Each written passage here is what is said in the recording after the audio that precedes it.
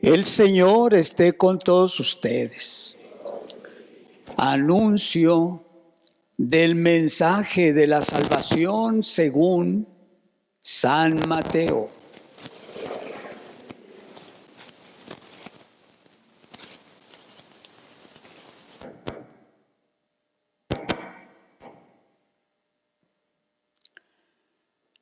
En aquel tiempo, Jesús dijo a sus discípulos: ustedes son la sal de la tierra. Si la sal se vuelve insípida, ¿con qué se le devolverá el sabor? Ya no sirve para nada y se tira a la calle para que la pise la gente. Ustedes son la luz del mundo. No se puede ocultar una ciudad construida en lo alto de un monte. Y cuando se enciende una vela, no se esconde debajo de una olla, sino que se pone sobre un candelero para que alumbre a todos los de la casa. Que de igual manera brille la luz de ustedes ante los hombres, para que viendo las buenas obras que ustedes hacen, den gloria a su Padre que está en los cielos. Palabra del Señor. Acomodaos.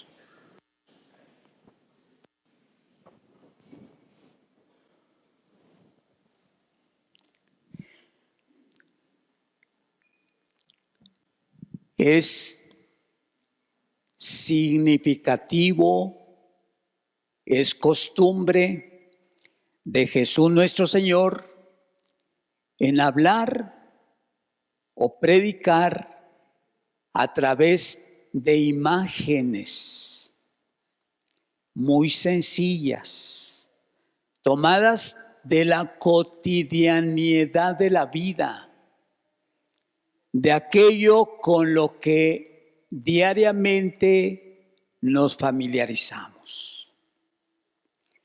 Hoy toma dos imágenes: la luz y la sal. Dos imágenes de las que todos tenemos idea. ¿Quién no tiene un poco de sal en su casa? ¿Quién no alcanza a percibir la luz del día y por la noche? Son dos imágenes muy sencillas y que nos aportan cantidad de enseñanza. Dice Jesús a sus discípulos: ustedes son la sal de la tierra y luz del mundo. Le dice a sus discípulos, de tal manera que nosotros, por la gracia del sacramento del bautismo, también hemos sido configurados con Cristo sacerdote, con Cristo profeta, con Cristo rey. Y somos esos discípulos a los que Él invita a que tomemos conciencia y partido al inteligir de qué se trata, qué quiere decir cuando nos advierte que nosotros somos sal de la tierra y luz del mundo. Empiezo con la primera imagen de la sal. Son como tres momentos que tienen que ver con este condimento, la sal. Primeramente, si la sal excede en algún alimento, se echa a perder no lo podemos comer, un alimento salado, quema, escalda, afecta al paladar. Ese es el exceso. Cuando hay mucha sal, ¿qué decir del defecto? Cuando se carece de sal. Quienes hemos estado internados en algún hospital, pues generalmente ahí los alimentos suelen ser sin sal. Fúchila. Yo prefiero morirme del dolor que de hambre. Pero fíjense qué significativo si se excede la sal o si le falta sal. Y aún cuando le falte sal, si a los frijoles no tienen sal y después, antes de comer, le ponemos, no agarra el sazón de la sal. Pero ¿qué tal si el alimento está debidamente sazonado con la cantidad adecuada de sal? El alimento se convierte en un sazonador que nos hace no advertir la presencia de la sal. Le da un sabor tan exquisito al alimento que no nos percatamos de la sal. Simplemente paladeamos, saboreamos, disfrutamos ese alimento condimentado con la sal. Así, dice Jesús, tenemos que ser los discípulos de Él. Ni tanto que alumbre al santo, ni tanto que queme, ni tanto eso. Porque ¿cuántas veces uno se excede en la alegría y hay tanto alborozo, hay tanto regocijo que uno empieza a crear una especie de desorden? Por ejemplo, en los grupos numerosos de jóvenes o de adultos, lo que sea, cuando hay algún evento y algún motivo para regocijarse, es tanto el ambiente excedido que fastidia a quien escucha. O a veces somos tan recatados, tan ensimismados en nosotros mismos, incapaces de producir la alegría necesaria. Ni lo uno ni lo otro. El papel del cristiano tiene que ser ese término medio en el que no escandalice su presencia y que tampoco la ausencia cause ese sentimiento de cobardía al anunciar el evangelio. Porque todos los discípulos de Jesús, todos los que somos bautizados, estamos llamados a evangelizar, a hablar de la presencia de Dios. Tenemos el deber de contar las bendiciones que Dios me da. De dos maneras contarla: contándolo matemáticamente, numéricamente, la cantidad de bendiciones que Dios ha derramado sobre mí, sobre mi vida, sobre mi familia, sobre mi trabajo. ¿Cuántas bendiciones Dios ha dejado caer sobre mí? ¿Cuántas? Muchas, muchísimas. Esa es una manera de contar numéricamente cuántas veces, muchas. Pero también tenemos el deber de contar, es decir, de platicar, de hacer saber, de que otros conozcan que la presencia de Dios está en mi vida, contándolo numéricamente y contándolo, diciéndolo, platicando, compartiendo lo que Dios ha hecho en mi vida. Pero si yo me avergüenzo de hablar de Dios, de hablar de mi fe, de hablar de mi religión, de hablar de mi deber como discípulo de Jesús, dice Jesús, es la sal que pierde su sabor, se vuelve sosa. Si no tiene la sal sabor de sal, no sirve. Lo único que hay que hacer es tirarla a la calle para que la gente la pisotee. No sirve. ¿Con qué se le devolverá el sabor? No existe ya. Un cristiano que no anuncia a Cristo es como esa sal sosa. Ha perdido el sentido de la vida. Ha perdido el rumbo, la brújula que lo orienta hacia su propia y misma salvación.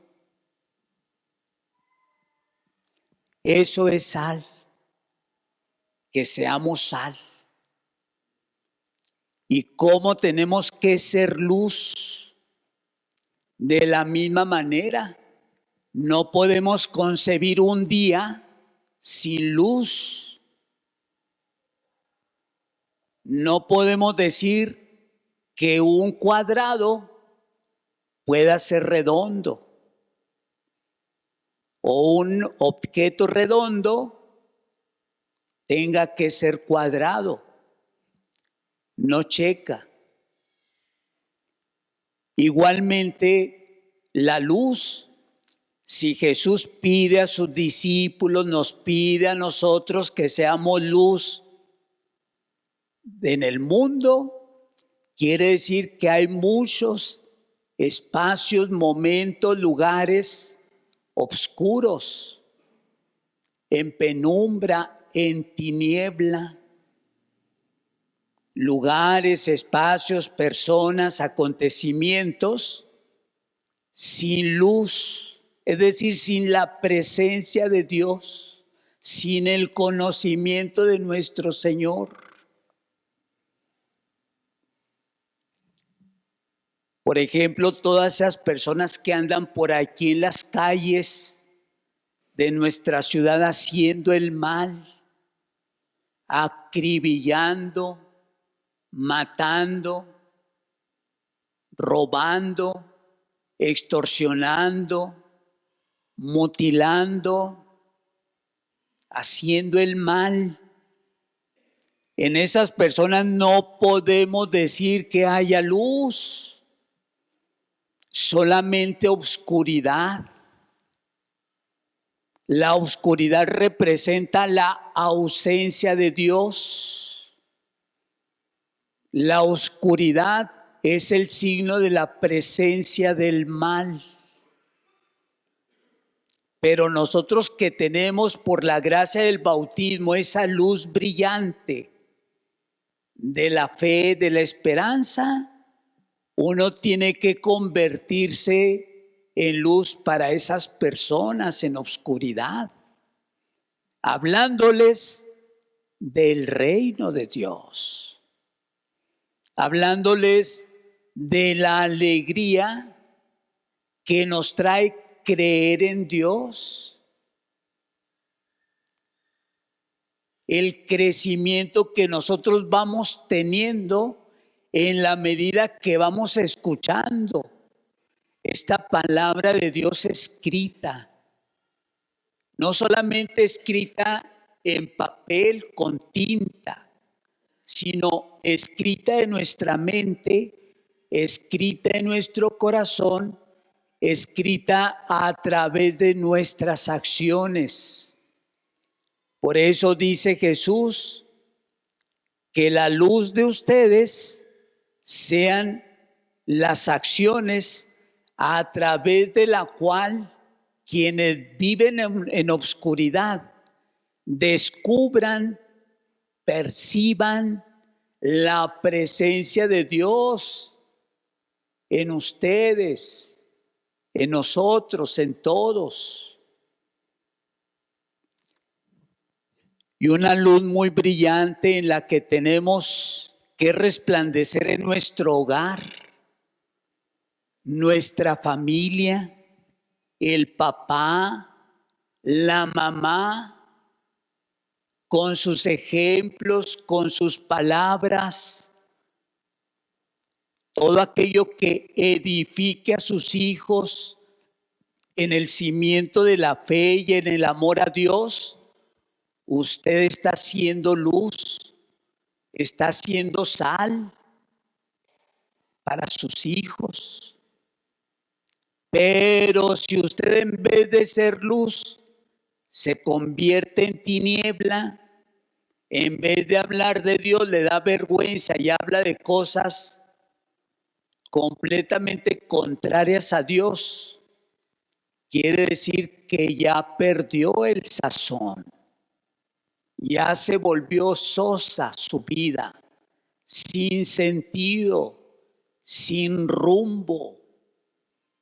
Y en vez de iluminar, obscurece las intenciones, los deseos, las oportunidades que sus hijos puedan tener para salvarse, para ser personas dignas, que crezcan en el amor a Dios. Y esto, ¿cómo lo notamos? Todos, evidentemente. Vean un niño mal portado, malcriado, un joven desobediente, ingrato, injusto, flojo, contestón, respondón, irresponsable, peleonero, grosero, sin respeto para nada, para nadie. No hay luz, solamente oscuridad. ¿Y a quién busca? A otros coetáneos parecidos a él. Y esos grupitos se notan por el daño que crean a la sociedad,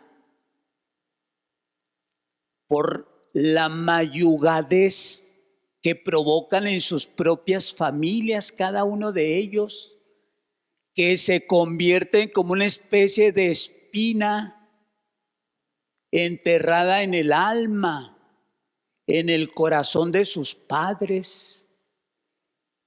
Pura tiniebla, pura oscuridad. Pero qué decir cuando los hijos viven en la luz, son alimentados por la luz.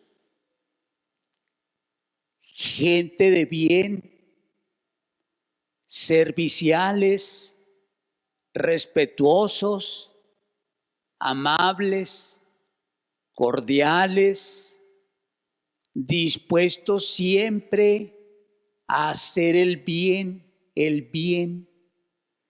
No cabe en su cabeza el pensamiento de algún mal, solamente el bien, son una luz resplandeciente emanada de esos ejemplos, de esos testimonios de sus padres. A eso estamos llamados todos, a ser sal, a ser luz. Por eso pidámosle a Dios nuestro Señor que nos conceda que a través de esta imagen tan sencilla como todas las que utiliza el pastor, la oveja, las uvas, el redil, la semilla de mostaza, todas las imágenes que Jesús utiliza son hermosísimas, no solo por lo que nos está transmitiendo, sino porque después, cuando ya no está la palabra, queda grabada en el pensamiento y sigue prolongándose esa enseñanza y ese crecimiento en nuestra vida. Esa es la grandeza, la sencillez de la manera como Jesús predica, de tal manera que tanto los sabios como los que no sabemos tanto podemos entender la enseñanza de estas imágenes y aplicarla a nuestra vida. Pero hay de aquellos entendidos, dice Jesús, que por su soberbia se cierran al mensaje de la salvación y no entienden nada, por muy eruditos que sean, científicos o sabios, no entienden nada. Por eso necesitamos estar en esa actitud de apertura para permitirle a Dios que Él obre en cada uno de nosotros y en aquellos a quienes más amamos. Fíjense cómo la vida de un sacerdote puede hacer tanto bien, convertirse en tanta luz, que atraiga caudales de gente para Dios. Y ese mismo sacerdote con sus acciones oscuras de pecado, de maldad, de perversidad, ¿a cuánta gente puede dañar, afectar? Enviar a la tiniebla, a la oscuridad y ser motivo de condenación. Un sacerdote, lo mismo que un papá, que una mamá, que un maestro en su aula, en su escuela, que un patrón para sus súbditos, sus empleados, sus siervos. Todos tenemos esa tarea y esa misión de convertirnos en sal y el mundo y en luz. Pues que Él nos conceda esta bendita sabiduría infinita que procede de su más ser tan profundo en el amor a todos, a cada uno de nosotros. Nadie quedemos exentos de su amor, a menos que uno despotrique, exima, quite, aleje a Dios de su propia vida. Pero todos estamos llamados, que Él nos dé esa luz de su sabiduría infinita para que sepamos cómo debemos ser sal y cómo debemos alumbrar. Que así sea. Creo